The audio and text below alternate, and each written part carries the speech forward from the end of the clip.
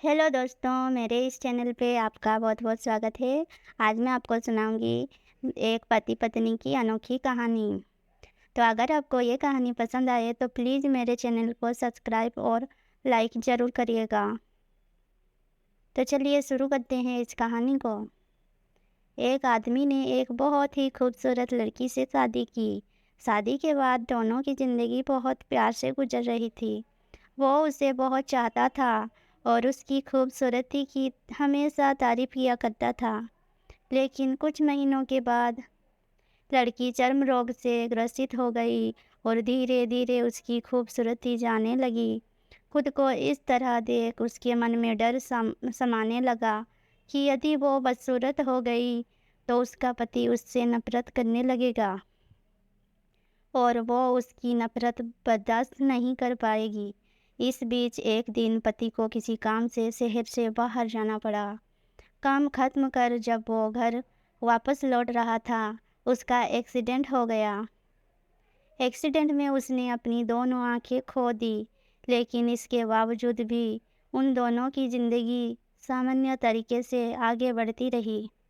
समय गुजरता रहा और अपने चर्म रोग के कारण लड़की ने अपनी खूबसूरती पूरी तरह गंवा दी। वो बदसूरत हो गई, लेकिन अंधे पति को इस बारे में कुछ भी पता नहीं था। इसीलिए इसका उनके खुशहाल विवाहित जीवन पर कोई प्रभाव नहीं पड़ा। वो उसे उसी तरह प्यार करता रहा। एक दिन उस लड़की की मौत हो गई। पति अब अकेला हो गया था। वो बहुत दुखी था। वो उस शहर को छोड़कर जाना चाहता था। उसने अंतिम संस्कार की सारी क्रियाविधि पूर्ण की और शहर छोड़कर जाने लगा। तभी एक आदमी ने पीछे से उसे पुकारा और पास आकर कहा, अब तुम बिना सहारे के अकेले कैसे चल पाओगे?